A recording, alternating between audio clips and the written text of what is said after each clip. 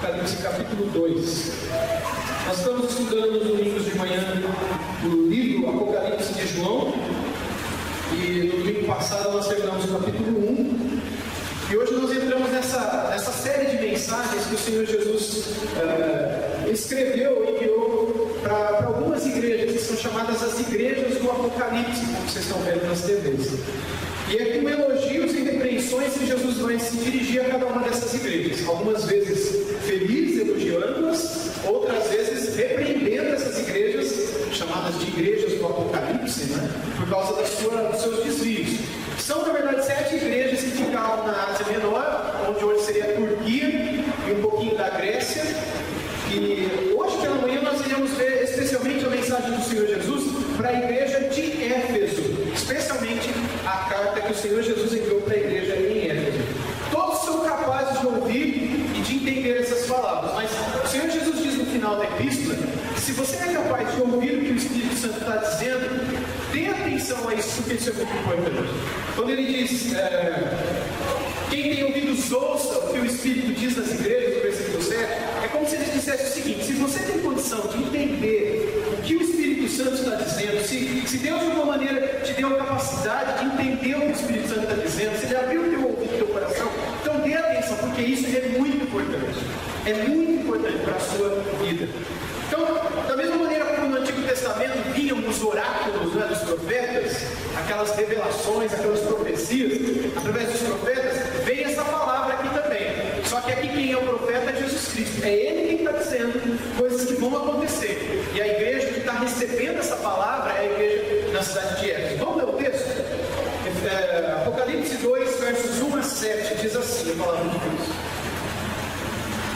Ao anjo da igreja em Éfeso escreve: estas coisas diz aquele que conserva na mão direita 7 estrelas e aquele que anda no meio dos 7 candeeiros de ouro. Conheço as tuas obras, tanto o teu labor como a tua perseverança, que não podes suportar homens maus, e que puseste à prova os que a si mesmos se declaram apóstolos e não são, e os achaste mentirosos. E tens perseverança e suportaste provas por causa do teu nome, e não te deixaste esmorecer. Tenho, porém, contra ti que abandonaste o teu primeiro amor. Lembra-te, pois, de onde caíste, arrepende-te e volta à prática das primeiras obras. E se não, eu venho a ti e moverei do seu lugar o teu candeeiro, caso não te arrependas. Tens, contudo, a teu favor que odeias as obras dos nicolaítas, as quais eu também odeio. Quem tem ouvidos ouça que o Espírito diz às igrejas. Ao vencedor, dar-lhe-ei que se alimente da árvore da vida que se encontra no paraíso de Deus. Vamos ver o versículo 1 de novo, pessoal. Ao anjo da igreja em Éfeso escreve essas coisas, diz aquele que conserva na mão direita as 7 estrelas e aquele que anda no meio dos 7 candeeiros de ouro. A carta, então, aos cristãos de Éfeso, e essa cartinha aqui aos Efésios, né, que está dentro do Apocalipse, é a primeira, pelo fato da cidade de Éfeso, da igreja em Éfeso, ter maior proeminência, digamos assim, do que todas as outras igrejas no mundo da época. A igreja de Éfeso era mais importante do que a igreja de Jerusalém, mais importante que a igreja de Roma. A igreja lá que ficava em Éfeso, ela era importantíssima no mundo todo, talvez por isso ela seja a primeira para a qual o Senhor Jesus Cristo se dirige. Éfeso não era a cidade de Éfeso, essa imagem que vocês estão vendo é da cidade de Éfeso, não era importante só em comercialmente, em política, em relações comerciais, mas era também importante religiosamente, não é? O imperador César Augusto foi quem, aliás, antes de falar do César Augusto, esse aqui é um mapa do mundo na época dos apóstolos, na época que o apóstolo Paulo realizou as suas viagens missionárias. E lá no meio tem a cidadezinha de Éfeso, lá vai aparecer esse lugar aí, dá para ver? Éfeso aí, bem aí onde acerta a ponta, ela está aí abaixo de Esmirna, do lado de abaixo de Esmirna, né? Abaixo dela tem Mileto, do lado direito, olhando aí para o mapa, está a cidade de Sardes, acima está a cidade de Pérgamo, mais lá em cima. Lembra que nas 7 igrejas do Apocalipse aparece Pérgamo, Esmirna, Éfeso, Sardes, além de outras que não aparecem aqui no recorte que eu fiz do mapa. E foi então nessa cidade cheia de idolatria. Essa, por exemplo, é a imagem do antigo templo à deusa Ártemis, naquela cidade. Essa daqui é outra imagem de um templo erigido aos imperadores. César Augusto foi o primeiro a dizer que as imagens deveriam ser construídas à sua própria honra. Essa aqui é uma imagem da antiga biblioteca de Éfeso. A biblioteca da cidade de Éfeso, meus irmãos, era a maior do mundo na época. Era a mais importante do mundo. E um grande incêndio acabou destruindo toda a biblioteca. E até hoje, estudiosos, historiadores, pesquisadores das obras antigas lamentam pelo fato do que se perdeu nessa biblioteca aqui. Era a maior biblioteca do mundo na época do apóstolo Paulo. Era importantíssima academicamente também. Essa é uma imagem da biblioteca do seu tempo. Você imagina isso? Na época dos apóstolos. É isso que sobrou da biblioteca. Aliás, perdão, esse daqui é o templo. Não a biblioteca, é o templo à deusa Ártemis. Semelhante à biblioteca, mas é o templo. Isso é o que sobrou desse templo. Só algumas ruínas dele. E esse daqui é o imperador César Augusto. Foi ele que primeiro mandou que fosse construída em sua própria honra 2 templos lá em Éfeso. 2 templos para adorar o imperador. E foi no tempo do imperador Domiciano, que é esse que aparece na imagem agora, que a cidade de Éfeso se tornou o maior centro de adoração ou de culto ao imperador do mundo. Não havia no mundo inteiro uma cidade ou um centro de adoração maior do que Éfeso. Então Éfeso era grande academicamente. Éfeso era grande politicamente. Éfeso era grande economicamente. Éfeso era grande religiosamente. Éfeso era uma das cidades mais importantes do mundo. E na época do apóstolo Paulo, ela só era menor do que Roma. A maior cidade do mundo conhecida era Roma. A segunda maior do mundo era Éfeso. Então ela era muito importante e é para essa cidade, para a igreja que se reunia naquela cidade, que o Senhor Jesus envia essa primeira carta.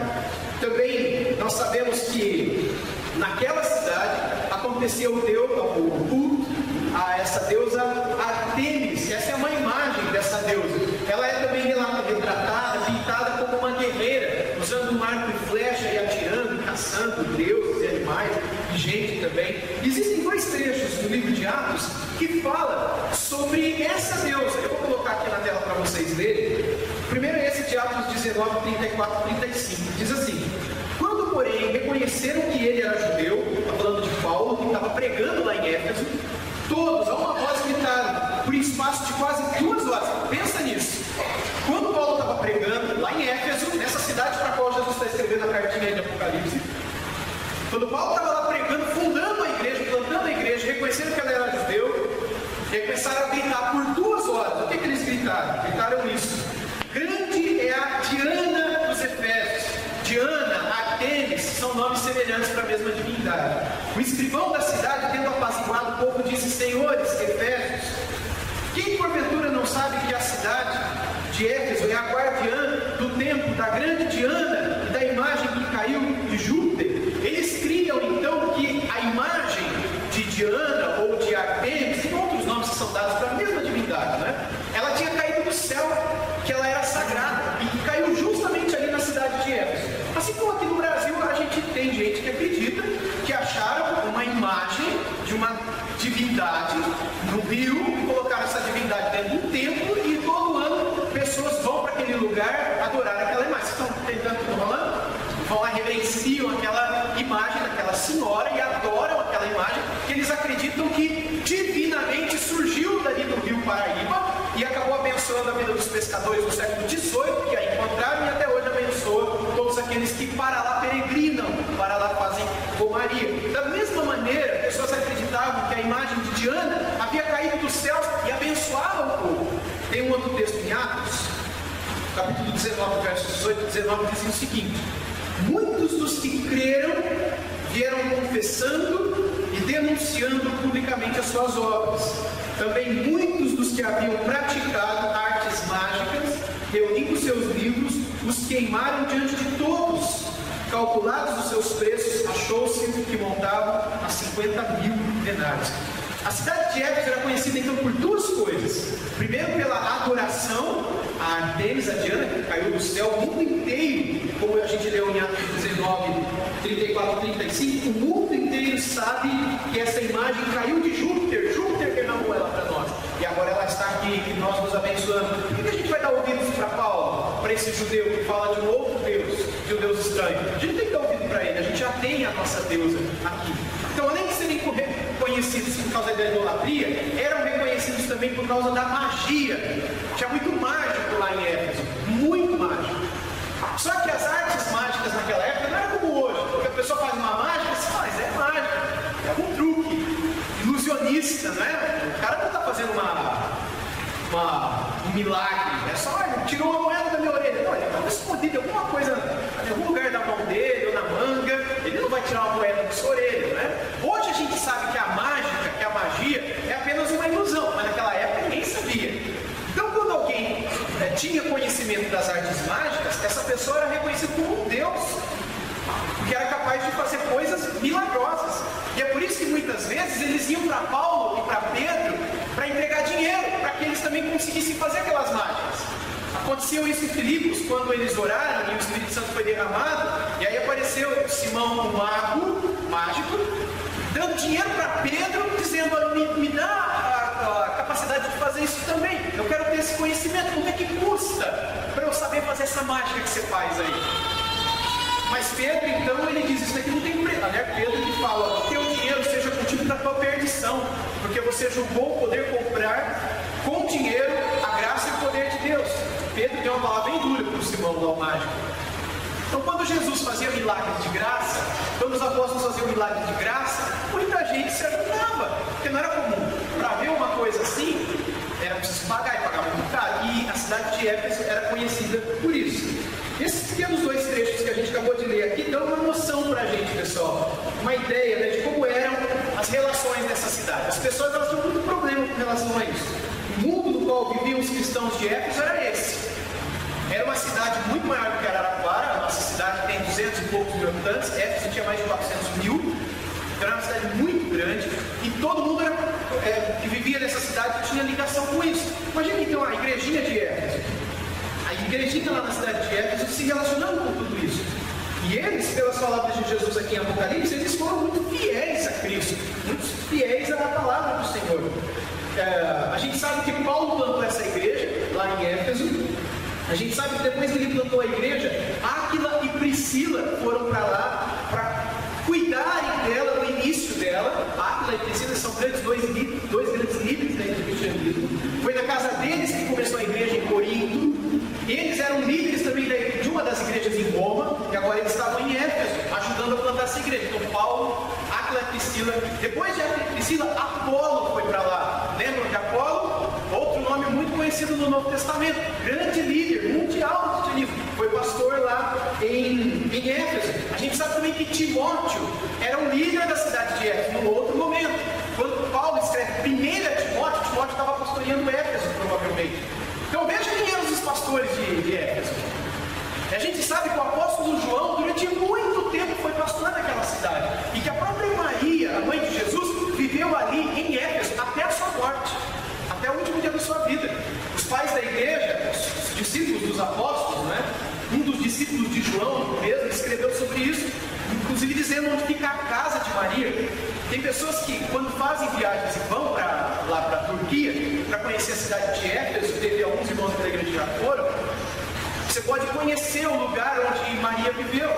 E provavelmente foi um lugar mesmo, porque quando os muçulmanos expulsaram os cristãos de Éfeso e praticamente destruíram a cidade, eles não destruíram a casa de Maria, porque para os muçulmanos, Maria é mãe de um profeta. Que profeta?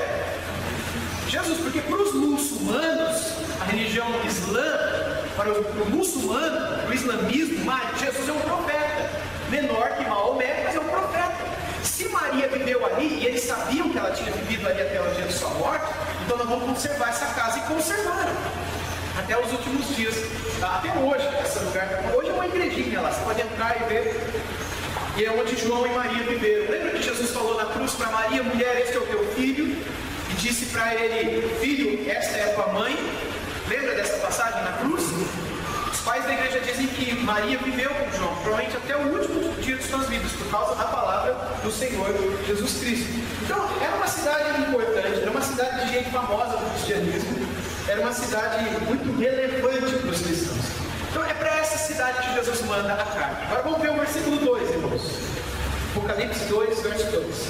Conheço as tuas obras, tanto o teu labor perseverança, e que não podes suportar homens maus, e que puseste à prova os que a si mesmos se declaram apóstolos e não são, e os achaste mentirosos. O que a gente percebe lá em Éfeso então? A igrejinha que ficava nessa grande e importante cidade era uma igreja que trabalhava, era uma igreja que tinha obra, labor, também diz aí perseverança. As obras, elas sempre estão presentes na vida do cristão, de uma comunidade cristã, e isso não faltava nos Efésios. Eles trabalhavam muito naquilo que é chamado na Bíblia de obra do Senhor, ou o serviço de Deus, a obra de Deus na terra, da qual nós somos co-participantes, fazendo também o serviço de Deus aqui. Porque o serviço não é nosso, o serviço não é meu, a obra não é minha, a obra é de Cristo. Ele que começou e é Ele que vai terminar. Ele apenas me dá o privilégio de entrar nessa obra, de ser um participante dessa obra, e trabalhar na obra do meu meio. Há um hino que eu gosto demais desse hino, lembro todo dia, ele cantando há muito tempo aqui, que diz: nos serviços do meu rei eu sou feliz. Quantos lembram desse hino? Já cantar a hora que terminar, né? Eu vou chamar aquele levantou a mão aqui à frente. No serviço do meu rei eu sou feliz. Esse hino é muito legal. E ele fala sobre essa alegria, né? Que a gente gozo, paz, felicidade tem quem serve ao meu bom rei. E realmente é isso que a gente sente quando a gente está trabalhando na obra de Deus, servindo as pessoas como Jesus Cristo já fez. E isso não faltava lá para os cristãos de Éfeso. Eles levavam a sério o trabalho do Senhor e perseveravam naquilo que criam e não eram de jogar a toalha, né? E parte da perseverança se dava em eles não suportarem homens maus, como está aí no versículo 2. Não pode suportar homens maus, vocês colocam à prova os que se declaram apóstolos. Então eles tinham um pouco conhecimento das Escrituras. Quando chegava alguém lá dizendo: olha, eu sou um apóstolo, o que eles faziam? Eles iam para a Escritura e mostravam para o cara que o cara era um mentiroso, que ele não era apóstolo coisa nenhuma. Você imagina uma igreja fazendo um negócio desse? Imagina que vem um apóstolo aqui, tem um monte, na nossa cidade tem uns 4, 5, só aqui. E eu conheço, né? Deve ter outros também. Mas você imagina, no Brasil tem mais de 6.000 apóstolos. Segundo os estudos do pastor Augusto de Podemos, que lançou um livro recentemente chamado Apóstolos, a verdade bíblica sobre o apostolado cristão, não é o apostolado bíblico. Ele fez uma pesquisa dentro do movimento de renovação apostólica, a nova reforma apostólica, que é esse movimento que tem instituído, ordenado, né? Instituído é a melhor palavra, apóstolos do mundo inteiro. E só no Brasil são mais de 6.000 apóstolos. Esses reconhecidos. Um que não é reconhecido, por exemplo, por eles é o Valdomiro Santiago. Sabe o do chapelão? De boiadeiro? Sabe da igreja? Acho que é mundial. Isso, mundial. Ele não é reconhecido como apóstolo pelos apóstolos. Porque eles têm as razões deles lá. Quando chegava um homem desse dizendo: eu sou apóstolo, sendo biblicamente só os 12 mais Paulo, os 12 mais Paulo, para dizer, não tem outro, né? Aqueles cristãos de Éfeso faziam o quê? Eles confrontavam esses homens, conforme está no versículo 2, até mostrar para eles que eles não eram, e que eles eram na verdade mentirosos. O livro de Apocalipse vai falar mais à frente sobre as 12 colunas da igreja, que são os 12 apóstolos. Quando a gente chegar lá em Apocalipse, eu não lembro agora qual capítulo, que fala sobre os apóstolos sobre os quais a igreja está construída, a gente vai estudar um pouquinho mais. Agora eu já estudei isso alguns domingos atrás à noite com a igreja, a gente vai voltar a isso quando o Apocalipse falar sobre isso. Então eles eram bons de Bíblia, esse é o meu ponto.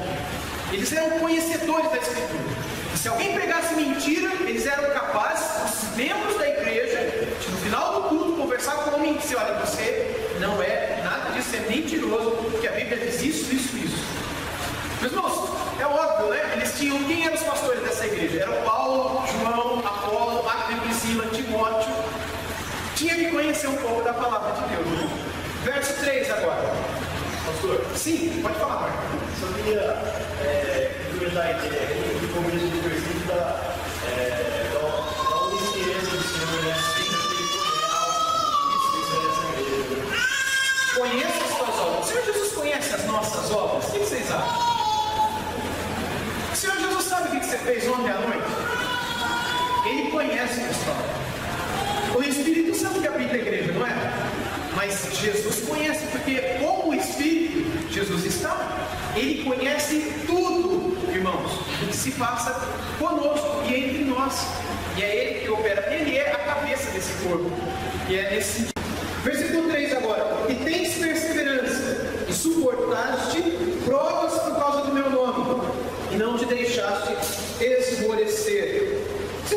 pessoal, os Efésios, aqui eles seguem sendo elogiados por Cristo, por conta da maneira como eles passavam por perseguição. Tenho aqui uma palavra. A palavra que ele usa aqui, esmorecer, no final do verso 3, é essa que está aí. Quecopiaques. Foi traduzida por esmorecer no final do versículo 3. Tem alguma outra tradução aí, pessoal? Que não é esmorecer? Desfalecido. Como? Desfalecido. Alguma outra versão? Desanimados. Literalmente, quecopiaques significa alguém que chega a um estado de cansaço emocional. Não é físico, é emocional. É aquela pessoa que emocional, psicologicamente, ela já está cansada, desencorajada. Ela tem condição de levantar com uma corrida, mas ela emocionalmente ela não consegue sair do sofá. É quando o cansaço da alma já afeta o corpo e a pessoa não tem mais força para nada. Essa é a palavrinha que está lá. O verso 3 então de novo diz: e tens perseverança e não suportaste provas por causa do meu nome. E suportaste provas por causa do meu nome, não te deixaste esmorecer. Vou pegar um pouquinho d'água.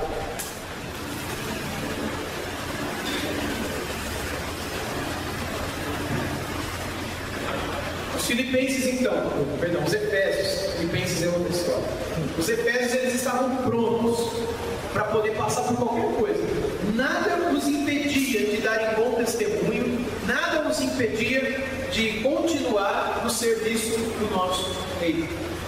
Eles suportaram inclusive provas, como a gente também suporta provas no nosso dia a dia. Para eles, naquele tempo, era perseguição religiosa, provas quase impossíveis, por causa de serem dias de perseguição. Era o maior centro de adoração ao imperador do mundo. Então não era fácil ser cristão naquele lugar, mas mesmo assim eles não esmoreceram, que é a ideia dessa palavra.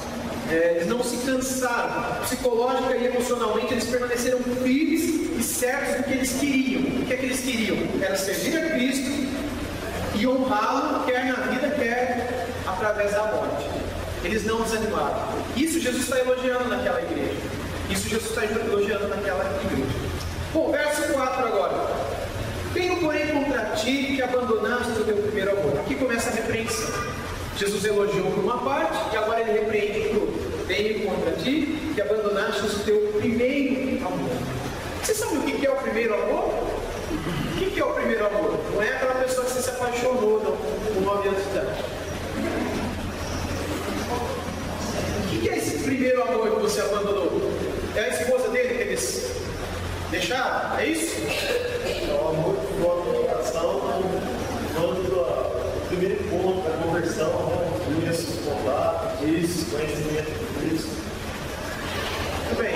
Quer completar, Eliel? Você que começou a falar?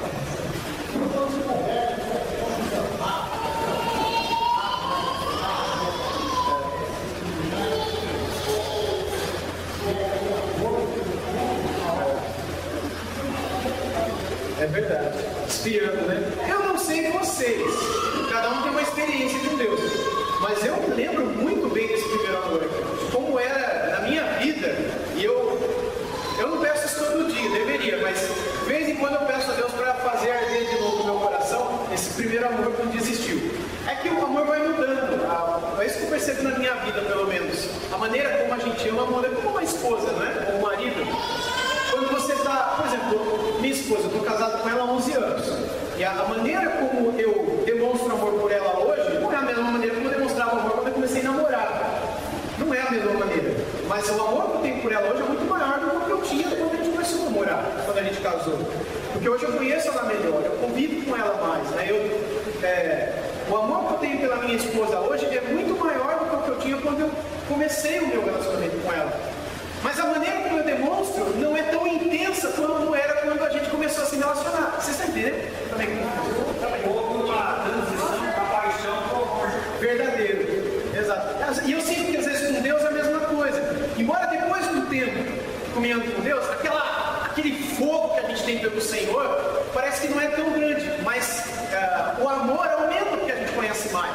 Mas corre o risco de que aquele primeiro fogo, que é sobre isso que Jesus está falando aqui, esse primeiro fogo, que ele precisa continuar ardendo. Como é que era comigo?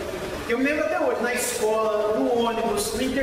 da escola, que eu me converti na adolescência, o tempo todo eu orava, eu levava uma bibliazinha na mochila, eu carregava lá no intervalo, eu falava o tempo todo, Jesus, eu orava na sala de aula, eu era meio fanaticão assim, sabe?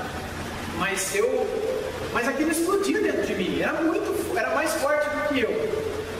Mas era muito bom aquilo, era maravilhoso aquilo. Foi na época quando o Senhor me chamou para o ministério pastoral, no começo eu era mais missionário do que pastoral, e aí os irmãos conhecem a história.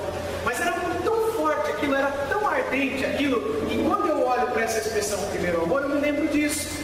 Daquele momento quando eu me converti, e que ardia dentro de mim um desejo, é como se eu não quisesse parar de orar. Eu me lembro, na época eu tinha 15 anos, foi o último ano que eu joguei bola na Ferroviária. Com 15 anos. E naquela época eu ia orando, eu jogava bola orando, eu voltava orando, e quando eu deixava de orar, por coisa de uma hora, eu pedia perdão para Deus porque eu deixei de falar com Ele. Era ignorância minha, não precisava fazer isso, mas era tão forte que eu tinha entendido. Eu havia andado durante tanto tempo tão cego pelas coisas desse mundo, pelo rock, pelas amizades, por tanta coisa, que para mim fez tanto sentido a hora que Deus abriu o meu entendimento e eu compreendi quem Ele é, que, enfim, não dá para explicar, mas eu me lembro do que eu senti, o sentimento de amor e de gratidão, que é como se eu não quisesse ficar longe. Sabe quando você gosta de uma pessoa, que você não quer ficar longe dela? Se você pudesse já ir morar com ela e ficar para sempre com ela, você faria isso? Que você ama de tal maneira. Foi assim que eu me senti. E quando o Senhor Jesus fala sobre esse abandonar-te do teu primeiro amor, Ele não está falando sobre praticar as coisas, porque há pessoas que amam a sua esposa, esposas que amam o seu marido, e que depois de um bom tempo, por causa de pecados na vida, deixam de amar. E passam a cobiçar outras pessoas, outros focos, outras coisas na vida. Mas eles não deixam de demonstrar amor. Eles continuam dando presente, eles continuam elogiando, mandando cartinha, mandando flores. Mas no coração não amam mais. Vocês estão entendendo o que eu estou falando? Imagina que eu estou casado com a Rosana há 11 anos, mas eu não amo mais ela. Então o que eu faço? Eu às vezes mando uma flor, na verdade eu quero mandar uma faca. Né? De vez em quando eu mando um presente, eu quero mandar uma bomba. Né? Mas lá no meu coração eu estou disfarçando. As minhas obras são boas, mas o meu coração não é bom. E é disso que Jesus está falando aqui. Eu conheço as suas obras. Vocês são bons nisso, vocês são bons naquilo, mas eu tenho uma coisa contra vocês: vocês abandonaram isso daqui, ó. No coração de vocês é que eu gostaria de ver obras de verdade, de amor, vocês praticando. Então, após os elogios iniciais, Jesus começa uma sessão aqui de repreensões. Primeiro, repreende eles por eles terem deixado esse primeiro amor. Isso significa que, apesar de todas as obras externas, não havia obras internas, né? Faltava internamente as obras de devoção e de amor pelo Salvador. A expressão em grego significa o amor que vocês tiveram primeiro, ou no começo. Proton é a palavra que está lá, que é no início da vida cristã de vocês. Todos os cristãos, quando começam a vida com Deus, têm isso. Se você nunca teve, você não começou essa vida com isso. É a experiência inicial. Eu não digo que isso continuou para não continua. A minha experiência, eu já confessei aqui, não continuou. Infelizmente, não continuou. Algumas pessoas duram mais, outras pessoas duram menos, mas sempre começa. Sempre tem aquele start, aquela ignição.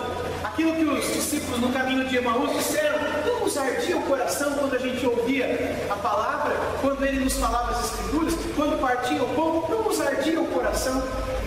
Eu espero que todos vocês um dia já experimentaram o que é isso, porque não existe nada que nos traz mais segurança de que somos de Deus do que isso. A gente comete pecados, às vezes a gente fica pensando: será que eu sou de Deus mesmo? Mas quando a gente se lembra desse arder do coração, desse testemunho interno do Espírito, que Paulo fala em Romanos 8 sobre isso nos traz a segurança de que a gente foi selado, foi colocado em nós o Espírito do Senhor. E o que a gente tem que fazer é procurar cada dia buscá-lo mais e mais para manter viva essa chama dentro do nosso coração. Então, Jesus se importa com uma prática piedosa, com a prática da oração da palavra e da lei da oração. A leitura da palavra da oração. Verso 5 agora. Lembra-te, pois, de onde caíste, arrepende-te e volta à prática das primeiras obras. E se não, venha a ti e moverei do seu lugar o teu candeeiro, caso não te arrependas. Mas aqui, meus irmãos, no verso 5, é a essência do Evangelho. Isso aqui é a essência do Evangelho. Após a repreensão, o que Jesus faz? Ele exorta ao arrependimento. Isso é o Evangelho. O Evangelho é você mostrar o pecado da pessoa e depois dizer: se arrependa disso, abandone isso, troque isso que você está vivendo aqui agora pela cruz. Pegue a cruz para você. O que significa a cruz? Alguém quer falar? O que significa a cruz? A cruz é símbolo do quê? De morte. O que significa um cristão carregar a cruz? Morrer todo dia. Quando Jesus falou o seguinte: se você quiser vir após mim, se você quiser ser meu discípulo, negue-se a si mesmo, tome a sua cruz e siga-me. Então, negar a si mesmo é o arrependimento. É você olhar para tudo que você está vivendo até hoje e dizer: não quero mais. A primeira coisa é isso, é negar a si mesmo. Aquilo que as pessoas, quando olham de fora, veem em você, o que as pessoas dizem sobre você? Se eu chamasse alguém do seu serviço aqui agora e dissesse: olha, me descreva fulano ou fulano, o que diriam de você? Você é isso. Quem é você? Isso que é você precisa morrer. Você tem que negar isso que você é. Esse é o primeiro passo para a conversão verdadeira. Esse é o primeiro passo do arrependimento. É você olhar para a tua vida e dizer: eu não sou mais isso, eu não sou mais eu já não existo mais. Depois, pegar a cruz ou ser crucificado. Significa cruz, é símbolo de morte. Se em Jerusalém, Corinto, Éfeso ou Roma, a cidade visse alguém carregando uma cruz, a cidade saberia que esse cara está morto. Esse cara aí não tem mais volta, não tem mais família, não tem mais sonhos, não tem mais planos. O cara que está carregando a cruz está planejando viajar para a Austrália na semana que vem. Não, ele vai morrer daqui a pouco. Ele está carregando a cruz. É isso que significa quando Jesus Cristo disse: você nega a si mesmo e toma a sua cruz. É você e eu entendermos que nós não somos mais. Eu morri, meus irmãos, há um bom tempo atrás, há uns 19, 18 anos atrás. Lembra que Paulo falou isso também aos Gálatas, capítulo 2? Eu estou crucificado com Cristo, logo, já não sou eu quem vive, mas Cristo vive em mim. Isso é conversão, isso é experimentar a paz de Deus, isso é a nova vida. Jesus está falando: se arrependam, lembrem-se de onde vocês caíram. Quando é que vocês começaram a abandonar a prática piedosa, a vida de oração? Quando é que foi que você deixou de orar? Quando é que foi que você começou a deixar a Bíblia, achar isso que não é tão importante? Que é mais importante correr atrás do pão, que é mais importante correr atrás do dinheiro, que é mais importante correr atrás da tua saúde, que é mais importante correr atrás de tudo. Lembra que Paulo disse que o exercício físico em nada aproveita, mas o exercício espiritual, o exercício piedoso, para tudo é proveitoso? O que ele está querendo dizer? Que a gente pode todo mundo deitar e engordar, e morrer de colesterol e infarto do coração? É isso? É isso? É louco, tem gente que pensa, né? Mas não é isso. O que ele está querendo dizer é que o exercício físico não é mais importante do que o exercício espiritual. Então, se você deixa o exercício espiritual por causa do exercício físico, por causa do dinheiro, por causa do trabalho, por causa dos estudos, por causa da novela, por causa de tudo, lembra de onde você caiu. Lembra quando é que você deixou. Se arrepende, no verso 5, ele diz: e volta à prática das primeiras coisas. Lembra de quando tudo começou, como é que era lá atrás? Você lembra? Volta a fazer aquilo lá de novo. E aí Jesus promete uma coisa, né? No final do verso 5, olha aí: se você não fizer isso, eu venho a ti e moverei do seu lugar o teu candeeiro, caso não te arrependas. Aqui, meus irmãos, está a essência, né, mais uma vez, do Evangelho. Caso eles não ouvissem o Evangelho, a certeza que Jesus dá é que Jesus moveria o candelabro. Vocês lembram o que significa o candelabro? Nós falamos no domingo passado. O que significa o candelabro? A igreja. Bem, os 7 candeeiros do final do verso do capítulo 1 são as 7 igrejas. E o número 7, dentro dessa linguagem apocalíptica, significa um todo, né? Então, quando ele diz que eu removerei o teu candeeiro, ele está dizendo: eu vou mover a tua igreja do lugar que ela está. Isso me lembra de um texto lá de Mateus 5,13. Vamos ler todos juntos esse texto? Vós sois do sal da terra. Ora, se o sal vier a ser insípido, como lhe restaurar o sabor? Para nada mais presta, senão para, lançado fora, ser pisado pelos homens. É disso Apocalipse. Eu moverei o teu candeeiro, eu colocarei vocês para fora. A igreja é como luz e como sal. Igreja não é a liberdade, é a sua vida. Cada um de nós é a igreja. Se nós não voltarmos às primeiras obras, se os efésios não fizessem isso, Jesus jogaria, e é isso que aconteceria. Para nada mais prestaria a vida do cristão. Você não prestaria para mais nada, e a tua vida viveria naquele vazio, né, naquela situação de falta de razão do que eu estou vivo, o que eu estou fazendo aqui, muitas vezes depressão emocional, etc. Sim, professor, essa ideia, né, já vi alguns comentários, ela não dá uma ideia de perda de salvação, dependendo de. Não, dá ideia sim. As pessoas usam esse argumento também de perda de salvação. Exato. Não, biblicamente não. Porque a nossa salvação está assegurada pelo selo do Espírito. E o selo do Espírito, segundo tudo que Jesus ensinou, e o apóstolo Paulo também inspirado escreveu, o selo do Espírito ninguém nem nada apaga de nós, nem mesmo por pecado. Agora, o que pode acontecer, bom, só para dar um exemplo, quando um jovem lá em Corinto estava tendo relação sexual com a madrasta dele, 1 Coríntios 5, Paulo diz o que? Vocês lembram? Para excluir, o que ele fala? Lembra da frase que está lá? Que o corpo seja entregue até destruído por Satanás, para quê? Para que o Espírito seja salvo no dia de Cristo Jesus. De alguma maneira que eu não entendo, Paulo sabia que aquele jovenzinho era crente. Mas como é que ele estava fazendo? Crente não peca?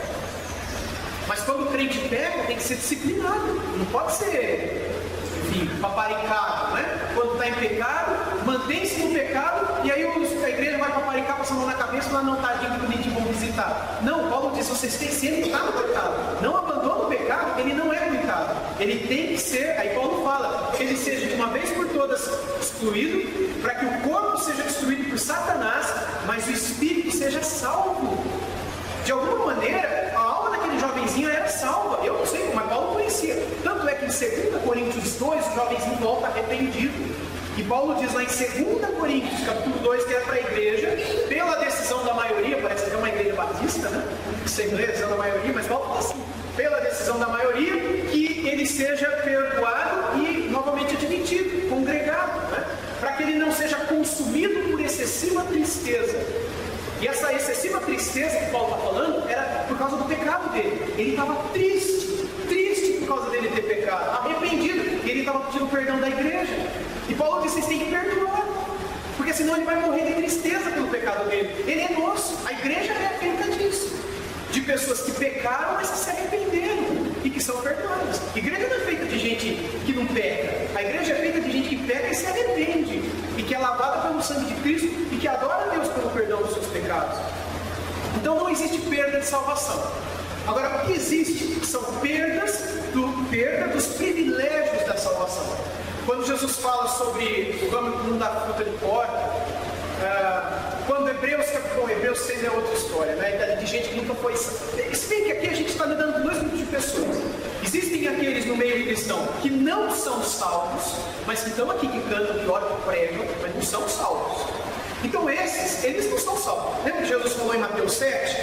Que naquele dia muitos vão dizer, Senhor, Senhor, eu preguei em teu nome, profetizei em teu nome, expulsei demônios, curei. Jesus fala, eu nunca te conheci. Então pode ser que você esteja aqui no meio e que você não seja crente. Agora pode ser que você está aqui no meio, você ser crente, mas você caiu, cometeu um pecado, e não se arrependeu daquilo, e continuou no pecado, e não se arrependeu, e foi no pecado de vez. Só tem duas chances para você. Se você ficar no pecado pro resto da sua vida, 90% é que você nunca foi salvo. 90%, porque o Espírito ele não te trouxe de volta, ele não te convenceu. E segunda é que você vai ser salvo, mas como que através do fogo. Você vai ser salvo como que como se você vai ser salvo sem desfrutar de nada que Deus poderia te dar nessa vida. De nada, absolutamente nada. Nesse texto aqui, Jesus pode estar falando tanto de um quanto de outro. Eu acho que ele está mais falando sobre aqueles que são salvos de uma maneira que eu não entendo. Estão no pecado, foram iluminados, foram convertidos, permanecem no pecado. Essas pessoas não servem para mais nada na obra de Deus, no serviço que pecar, não saiu mais de lá. Só serve para ser lançada fora. Ela não perdeu porque ela nunca teve. Quem tem a salvação, se ela peca e ele pode pecar, primeiro, Jesus Cristo advoga por essa pessoa. Segundo, o Espírito Santo vai incomodar essa pessoa. É isso que a gente vê no caso mais escandaloso da Bíblia, que é 1 Coríntios 5. O caso mais escandaloso da Bíblia, 1 Coríntios 5, é um caso de... Parece que o cara nem salvo era. O cara estava tendo relação sexual com a madrasta. Mas ele se voltou arrependido. Depois da igreja discipliná-lo da maneira como o Espírito Santo orientou. Então não há perda de salvação, mas há perda de privilégios e de sinais da salvação, quando a pessoa mergulha no pecado. Eu sou crente, mantenho uma vida com Deus, então são vistas na minha vida alguns frutos de salvação. Mas se eu deixar a vida com Deus, se eu deixar a oração, vocês não vão ver fruto nenhum na minha vida. Nenhum. Eu posso até mascarar isso com obras. É como um marido que mascara o amor pela esposa com presentes. Eu posso muito bem, mas esse mascarar dura muito tempo? Não dura, uma hora a máscara cai. Uma hora as pessoas vão saber. Uma hora a esposa vai saber, o marido vai saber. Assim como uma hora Jesus Cristo vai chegar e vai dizer, olha, se arrependa e volta. Essa vida que você está vivendo está totalmente errada.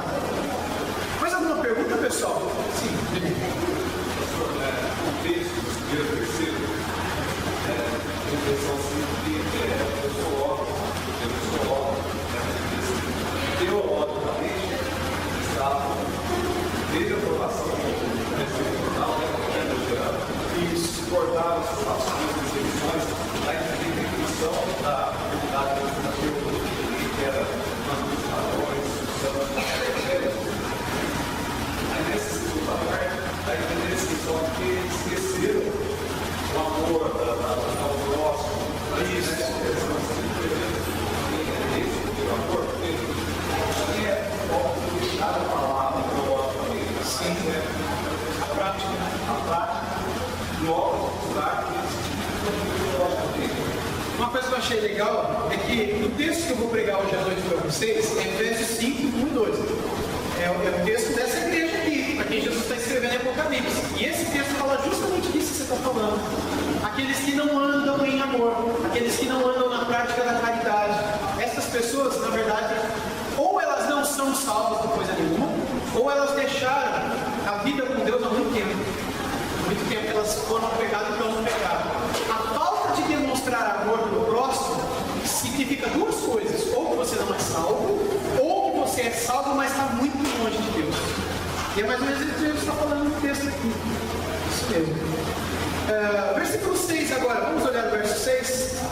Tens contudo a teu favor que odeias as obras dos nicolaítas, as quais eu também odeio. Gente, quem são os nicolaítas? Esses homens foram homens que davam muita ênfase aos prazeres, né? A prostituição, também a idolatria.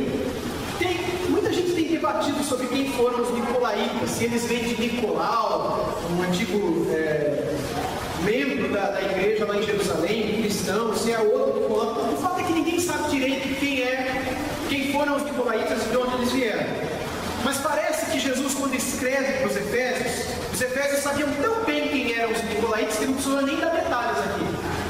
Porque quando Jesus escreve, olha, eu tenho contra vocês, aliás, tenho a favor de vocês, vocês odeiam as obras dos nicolaítas como eu também odeio, parece que os Efésios sabiam de quem eram, não precisavam explicar quem eram os nicolaítas. Então a gente acaba perdendo alguma coisa. Só em Apocalipse 2, 14 e 15, vamos olhar lá?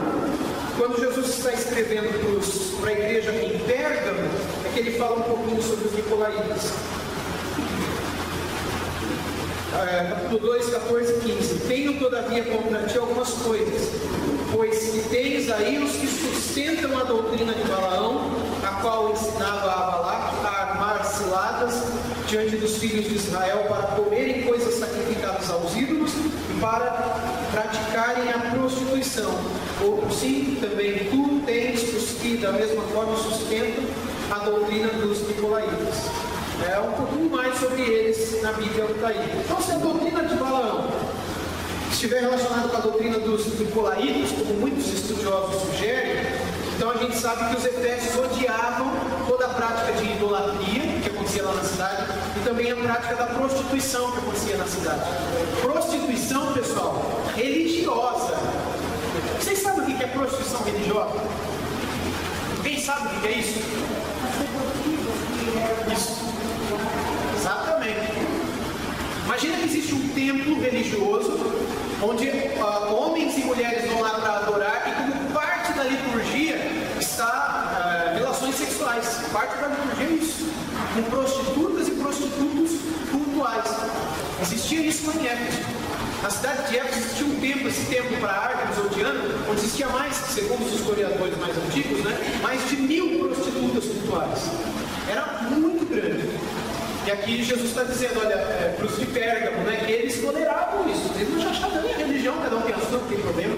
Aqui, para os Efésios, Jesus está escrevendo, não. Eu tenho a favor de vocês se vocês odeiam as obras deles, dos nicolaítas, que praticam tudo isso aqui. Eu também odeio esse tipo de coisa, Jesus está dizendo. Então, mais um ponto para vocês.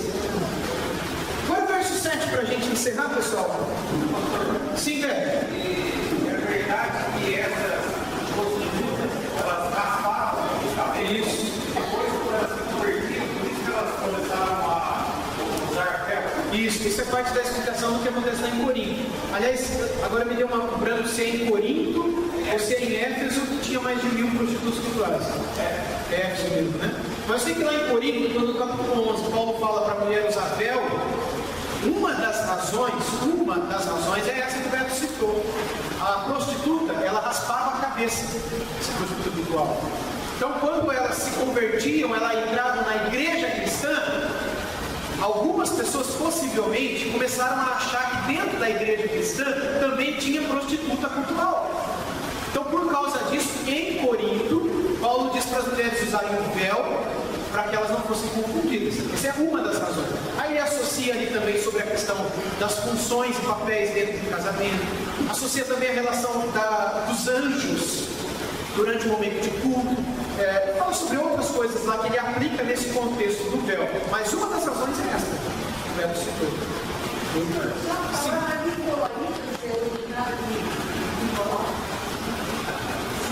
Então, como eu disse há pouco, a gente não sabe. Alguns acham que sim.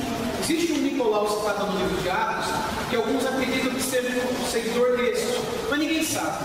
A gente não tem como saber. A gente tem como saber assim, mas são várias as hipóteses. Que os pais da igreja, que foram os discípulos dos apóstolos, eles dão algumas fontes para o início dos nicolaítas. Por que eles não falam de vez quem são os nicolaítas? Porque parece que naquele tempo todo mundo sabia, então não sabe explicar.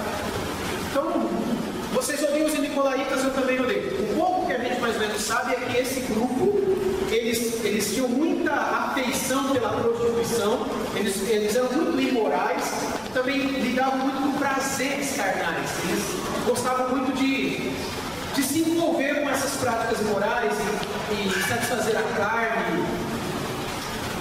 Okay? Mais alguma pergunta antes da gente pegar o último verso? Então vamos lá, último versículo 7. Quem tem ouvidos, ouçam o que o Espírito diz às igrejas. Ao vencedor, dar-lhe-ei que se alimente da árvore da vida que se encontra no paraíso de Deus. Então Jesus encerra aqui as suas palavras com um ânimo para a igreja em Éfeso. Ao vencedor, dar-lhe-ei que se alimente da árvore da vida que se encontra no paraíso de Deus. Então, o último lugar de habitação do povo de Deus, o último lugar onde o povo de Deus habitará, é comparado com o lugar onde a história humana começou. Onde é que a história humana começou? No jardim do Éden. Qual que era a principal criação? Porque não é uma criação humana, porque essa árvore da vida não é uma coisa dessa terra, mas é um símbolo maior, digamos assim, da presença de Deus. No jardim do Éden era a árvore da vida. Era o símbolo e sinal da aliança de Deus com Adão e Eva. Como a gente tem pão e vinho hoje como símbolo e sinal da nova aliança, a árvore da vida é o símbolo e sinal da aliança de Deus com Adão e Eva. Mas existia uma aliança? Tinha. Qual foi a aliança que Deus fez com Adão e Eva? Vocês podem comer de tudo que vocês veem, mas da fruto da árvore do conhecimento do bem e do mal, dessa não comereis nem tocareis, porque no dia que elas comerem, certamente morrereis. Aí está a aliança condicional. E a árvore da vida, a gente não sabe direito a função dela, mas como ela aparece de novo em Apocalipse, a gente mais ou menos tem noção que a árvore da vida é aquele que mantém a vida, aquele que sustenta a vida eterna numa criação finita. A Bíblia diz que no livro do Apocalipse, que no novo céu e nova terra, nós comeremos do fruto da árvore da vida. Ele diz isso aqui e diz no capítulo 22 de Apocalipse também. De modo que a árvore da vida só aparece em 2 lugares na Bíblia. E quais são os lugares? Em Gênesis e Apocalipse. Antes do pecado entrar e depois que o pecado foi totalmente destruído.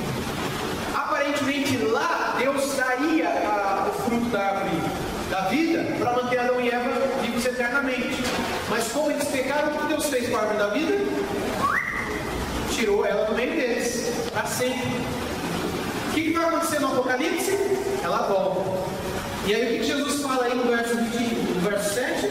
Ao vencedor dar-lhe-ei, eu vou dar. Não é ninguém que tem o direito de ir lá e pegar e apanhar. Vocês não vão roubar. Nem vocês roubam manga, roubam laranja. Vocês não, aqui sou eu que vou dar para que se alimente da árvore da vida que se encontra no paraíso de Deus.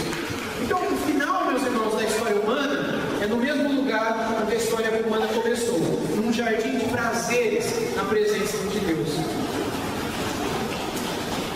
Bem, é isso, pessoal. Todos devem dar ouvidos a essa mensagem. Eu vou encerrar com isso. Quando ele diz quem tem ouvidos ouça o que o Espírito diz à igreja, é isso que ele quer dizer. Essa é a mensagem do Senhor para a igreja de Éfeso. O que a gente aprende com a igreja de Éfeso? Será que a gente aprende alguma coisa com essa mensagem do Senhor Jesus para os Efésios? Se fosse para nós hoje, o que a gente aprenderia? Digam aí para mim. Oi? Pôr em prática tudo que vocês um dia já aprenderam. O que mais? Não abandonarem o primeiro amor. O que é o primeiro amor? Aquela vida, aquela devoção com Deus que a gente tinha no começo, de orar, ler a Bíblia. Quando alguém estava passando problema, a gente não tinha vergonha de falar de Jesus. Hoje a gente pensa 3 vezes, a gente prefere reclamar da Dilma e do SUS do que falar de Jesus. Não é melhor falar do SUS? O governo presta, os hospitais estão destruídos, do que falar da esperança da nossa vida. Volta atrás, volta a ser como era. Porque senão, o que Jesus Cristo promete para eles lá, e com certeza que Ele promete para nós também. Ele vai voltar, e quando voltar, Ele vai pegar, e a nossa vida vai perder toda sua razão de ser. Nós seremos mais uma vez jogados de escanteio, de lado, e teremos uma vida vazia como todo mundo tem. Mas Ele tem uma vida melhor para nós. Ele tem uma vida melhor para os seus. É isso que Ele tem para a nossa vida. Amém?